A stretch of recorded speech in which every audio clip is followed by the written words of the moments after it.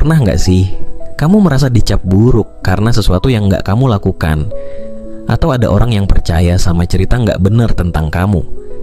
Rasanya pasti campur aduk, kesel, sedih, bingung harus gimana.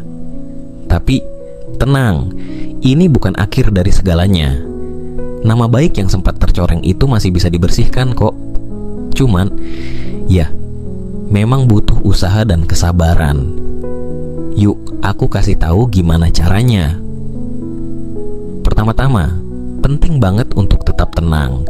Jangan langsung ngegas atau balas menyerang orang yang bikin cerita itu. Karena kalau kamu terlalu emosional, orang malah makin percaya sama cerita negatifnya. Tenang dulu, ambil napas, baru pikirin langkah berikutnya. Kalau udah agak adem, coba deh cari tahu apa yang sebenarnya terjadi.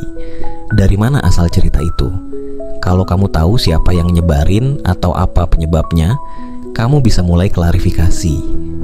Tapi ingat, klarifikasi itu bukan berarti konfrontasi ya.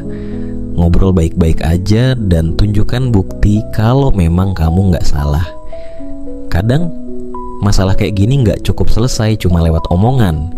Kalau ceritanya udah terlanjur menyebar, kamu mungkin perlu bikin pernyataan yang jelas. Misalnya di media sosial atau di lingkungan tempat cerita itu berkembang. Jelaskan faktanya tanpa perlu menyalahkan siapapun. Ini soal menunjukkan kebenaran, bukan nyari musuh. Dan yang gak kalah penting, buktikan dengan tindakan. Kalau orang-orang mulai ragu sama kamu, tunjukin lewat perilaku sehari-hari kalau kamu bukan seperti yang mereka pikir. Teruslah melakukan hal-hal baik, karena lambat laun orang akan menilai dari apa yang mereka lihat sendiri. Kalau situasinya udah berat banget sampai mengganggu pekerjaan atau kehidupan kamu, jangan ragu buat cari bantuan, termasuk konsultasi ke ahli hukum kalau perlu. Kadang, langkah hukum itu solusi terakhir yang bisa bikin semua jadi jelas.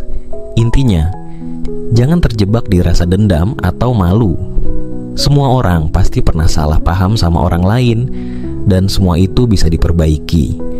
Tetap jadi versi terbaik dirimu, dan biarkan waktu yang bantu membuktikan siapa kamu sebenarnya,